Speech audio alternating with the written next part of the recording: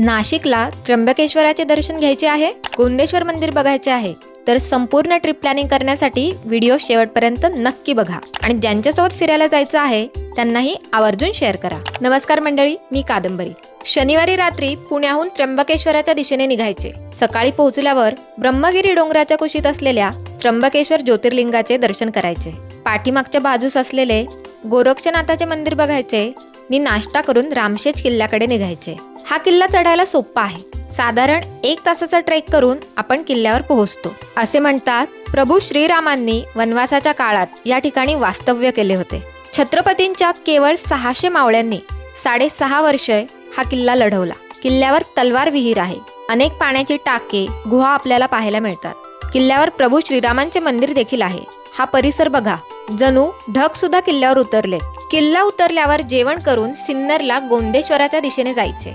गोंदेश्वराचे हे अप्रतिम कलाकृतीचे मंदिर बघून इथे छान फोटो काढायचे। देवाचे दर्शन घेऊन पुन्हा पुण्याच्या दिशेने परतीचा प्रवास सुरू करायचा।